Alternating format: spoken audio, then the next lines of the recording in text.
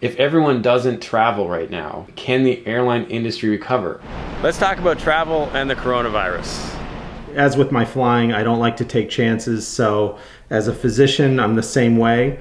And I do think that there's some degree of hype. I mean, if you sit and watch the news all day, you could drive yourself crazy. Hey, I'm Steph Stricklen. I am a huge av geek, and I'm also a former health reporter who covered both the SARS outbreak as well as H1N1. When it comes to the impact on commercial aviation, obviously we're in uncharted territories here. This is likely going to be as bad, if not worse, than 9/11 and the crisis during 2008. Hey, Flight Chops, Mikey here. We here at Buffalo Airways were supposed to take one of the King Airs here and go down to Sacramento for the aerial firefighting conference, and we had to cancel it too because Sacramento is a little hotbed for the virus. So it is even affecting people way up here in Yellowknife.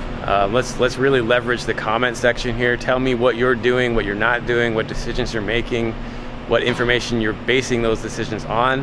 But we can't be canceling everything. The impacts that this is having on lots of industries, aviation included, are huge. I mean, I'm watching it closely, but I'm also trying to make smart decisions and not buy into alarmism. I mean, there are literally people going to Costco and buying all the toilet paper. There's got to be a balance. So let's talk about it. I'm just in the hangar here, been flying to Harvard and working on the RB14 build, and I got a lot of international travel coming up really soon.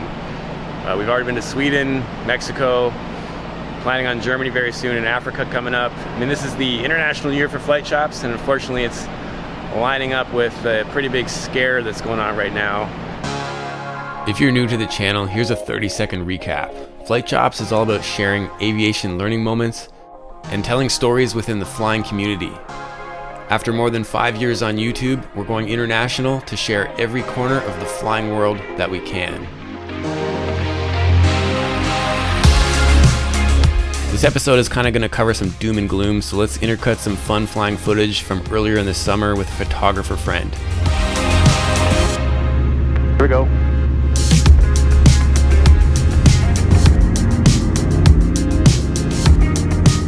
Power set. Panic and alarmism is resulting in some very significant economic impacts on lots of industries, aviation included. So let's make smart decisions. Let's not tank the aviation industry again. I'm going to be at Friedrichshafen. Unless Germany closes the borders, we're going. And I hope to see you there. If you got plans, don't cancel unless we're told by some kind of travel advisory not to go to Germany, which I don't think is going to happen, but it might. And it's a couple days later, just got the news, Friedrichshafen, is that how you pronounce it, has been canceled. So we have the very difficult decision to make now to cancel all these travel plans that are booked. All right. How are you? Stressed out, man.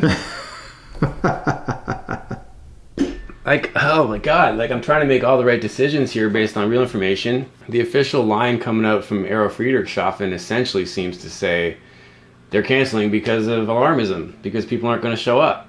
They didn't even give a good medical reason. And I'm like, because I still have my family trip booked and it was supposed to be a business trip.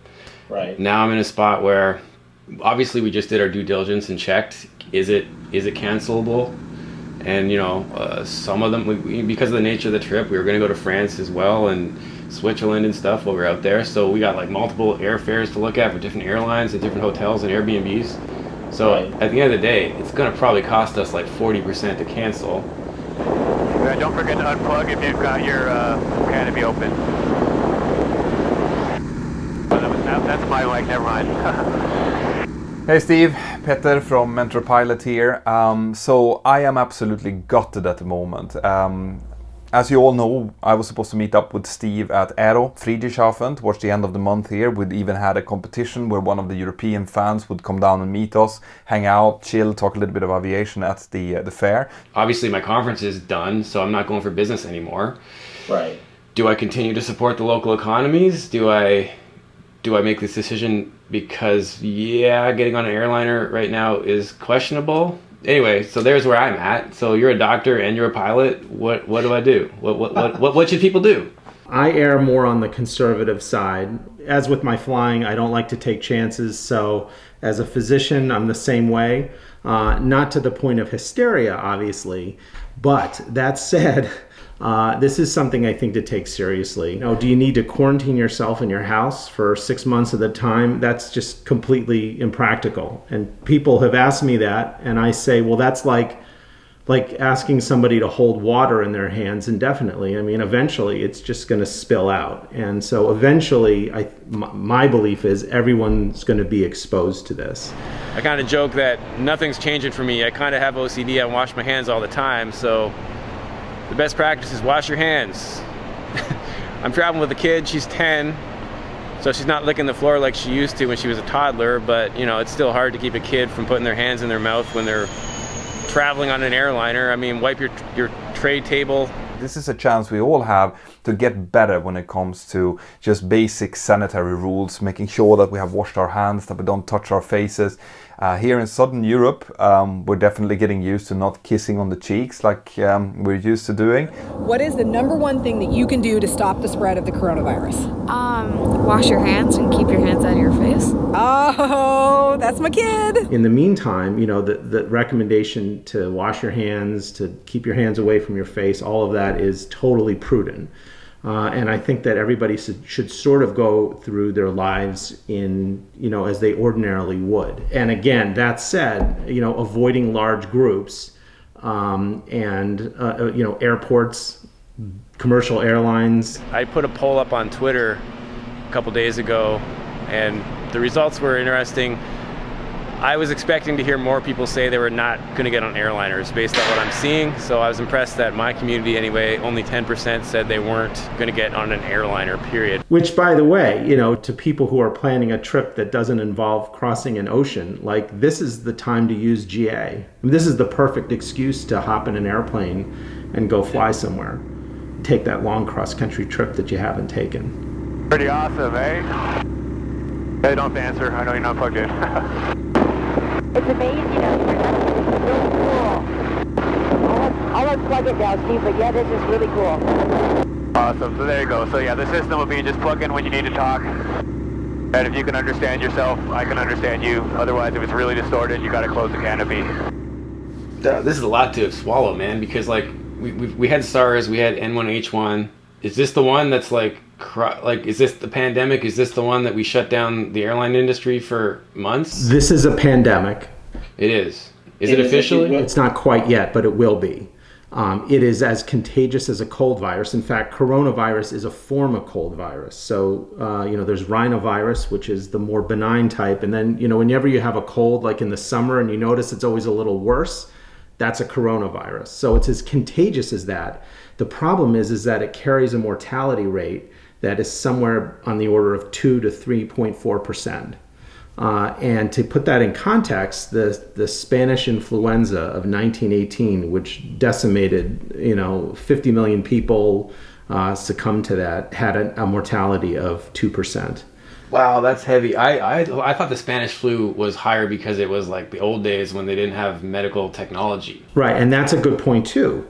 The difference though is that most of our ability to treat pneumonia, which is what people are dying from this virus, it's what they're dying from. Most of our ability to treat it is antibiotics, steroids, and a ventilator. So it's really supportive care and overcoming an infection. In this case, with this pneumonia, it's a viral pneumonia, so the antibiotics don't work. And so the steroids work to some degree to minimize the inflammation, and the ventilatory support helps some, but it's not, the preliminary data on this is that a lot of those things that we think would help us in this day and age, as opposed to 100 years ago, a lot of those things don't really seem to be adding a lot in terms of preventing morbidity and mortality. Now, they may find that they're able to use certain drugs that they, you know, Tamiflu, some of the HIV drugs that are antivirals. So they're medicines that are specifically designed to help with people with viral problems. They're sort of like antibiotics for viruses. They're looking into that, but so far nothing apparently has been terribly promising. That's sort of the extent of my knowledge on this. You know, Steve, the thing that I would worry about for you is going there and then getting stuck. Yeah, man, that's real. And I mean, we got trips down the line that are way more remote, like Africa. I don't want to get stuck. I don't want to get stuck in Germany. I don't want to get stuck in Canada. I don't want to get stuck in my home for 14 days in quarantine. So am I concerned about trying to board a plane to get home from Nairobi and being told we have to quarantine because everyone's got a cough? Yeah, that would be scary and not awesome, being stuck somewhere super remote and being quarantined. But do I want to cancel a massive trip that we've had planned for a huge long time based on, at this point, I don't want to say baseless, but alarmist information in a lot of cases? We can't all cancel everything. It would literally grind several economies to a halt in all kinds of industries. We just can't do it. When it comes to travel habits, I am following the advice that is being given out by official sources. I was in Andorra skiing this weekend with my family, outdoors, lovely. I was in Dublin working about a week ago, and I'm keeping just a very close eye on the developments, and I think that you guys probably should be as well. I had always been paying attention to it, but the moment that really got me, the one that sort of made me go, oh my, what is going on, is when South by Southwest canceled, because that's such a big event for the city of Austin, Texas. So to see those organizers decide to not hold that particular event, that one got my attention. Should I be like looking at canceling trips 2 months ahead? Like, what should we be telling people to not be alarmist, but to be real? I would take it sort of a day at a time. That's hard when you're planning massive travel. Yeah, I know. I mean, it may be, there's a lot of evidence to support this. It's certainly the way the last pandemic played out with the Spanish influenza, that we get a mild wave of this now, sort of, just sort of a taste of it, and then it settles down over the summer months when it's warmer and people tend to be less contagious because they're not enclosed in small spaces like you are in colder months. And then next fall, it comes back with a vengeance. That's sort of considered to be the most likely yet worst case scenario. The one point I want to bring up is air travel and air cargo for a lot of the world is very luxury items. Your eBay purchases and stuff that is, airshipped overseas very, very quickly. But for people up in the Northwest Territories, there's no roads, so everything has to be flown in. So if this was turned into a 9/11 type of event where they shut down air travel, there's going to be a lot of communities in the north that won't be able to get food. So think about that. So we got to keep on going somehow. So we're preparing for it, and I hope everybody is too, because we don't know what this is going to bring. Because I do remember 9/11. I know how much it hurts if you have to shut down airplanes. And it's just the kind of thing where if you do get exposed, they're talking about 80% don't even know they got it. Yeah, and that's the scary part about it. But does that make you immune, or are you just potentially going to get it again when it comes back and get sicker? No, it actually does. It confers immunity. And that's like I tell my wife, I'm like, I would rather get it now. Get it now go get it now while like there aren't lines into the emergency room, and you can become immune sooner. By the way, and that 3% mortality that they're quoting right now, it's not 3% across the board. For somebody like me who's 50, that mortality risk is somewhere around 0.5%, whereas somebody who's in their 80s, it's probably about 40%. If you're okay back there, just wiggle the rudder pedals for me. Just hit the rudder pedals, just so I know you're still alive back there. There you go. All right. I'm just going to follow the curve of the shoreline here and not cross the border, and not fly over all these people's houses at this altitude. It's a fun altitude for sightseeing. So as a young family talking about going to Europe, we're low risk for getting seriously ill. However, correct. I don't want to get quarantined and not get access to healthcare if we do need it. Like if Evelyn needs a ventilator and we're stuck in middle of nowhere Europe or something and we can't get it, that's frightening. And then the flip side is, what if we're just jerks who get it, don't know we got it, get on an airliner beside someone's grandma, and then grandma dies? Right. So while I'm not panic buying toilet paper or doing anything like that, I am rightfully paying very good attention to what I'm exposing myself to and what I'm exposing my family to. Not because of any immediate risk for myself, or my immediate family, but because of all the people around me, maybe people who are fighting cancer, or maybe people who are older, who are absolutely more susceptible to health complications as a result of exposure to this. If everyone doesn't travel right now, can the airline industry recover? Like, so I don't know what the airline is called. Some European airline just went under like yesterday. Yeah. It obviously directly related to this. Everyone's canceling travel, especially in Europe right now. What kind of rippling effect are we looking like? The airline industry, I mean, aviation got hit super hard in 2001, kind of recovered, then 2008, and literally here we are again. Apparently, based on the email I just saw from the Friedrichshafen people, they're basically talking about this being the worst economic impact they've seen in 30 years. Right. I don't want to be a part of that, but I want to be responsible at the same time. What's likely to happen is that the airlines that were struggling financially already before this happened is going to do so even more now. There's a risk that quite a few might go into bankruptcy. I had to cancel a trip to Sacramento. We were going to go to a firefighting conference, but even worse, I just got word that they are canceling a major sporting event up here in the north, which means that Buffalo's going to lose $170,000 charter. So this virus can right off. $170,000. I thought I had it bad. I'm down $10,000 in 2 full weeks of business travel, but what can you do? Is there anything else you want to say? I definitely want to add some context to who you are. Like, you're a pilot buddy, you're a surgeon, you've got a pretty awesome channel that you're working real hard doing some amazing storytelling. Thank you. In flying. So Life in the Fast Lane is my YouTube vlog. It follows me through as I travel the country with my band, which is Eaglemania, which is a tribute to the Eagles, and I use a Meridian to do that. The inspiration for this was that as I started using an airplane to travel, and I have to be there on time, which you know, some people kind of look at sideways in the general aviation group, but in my case, I really do have to be there on time. And so that necessitates a whole bunch of decisions that I find really interesting. And you've been an enormous inspiration, as I hope you know. Well, I appreciate that, but I really like what you do. I mean, you're being humble about it, but you really take the concept of get there-itis and kind of turn it on its head by planning properly and by planning ahead. Right. And you kind of remove, you basically mitigate get there-itis by doing it right. And when you can't go, you don't go. And when you think it's iffy, you go early.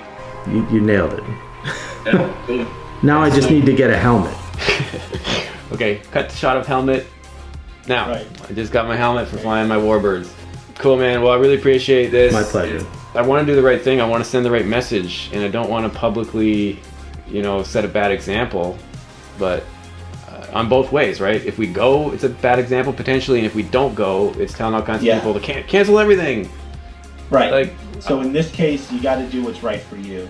I want to make the right decisions for myself and my family, but I also care very deeply about aviation, and I don't want to be a part of tanking it. But we are going into a very, very difficult time right now. We're just gonna have to do whatever we can together to, you know, find whatever positive sides there are to it and get through it.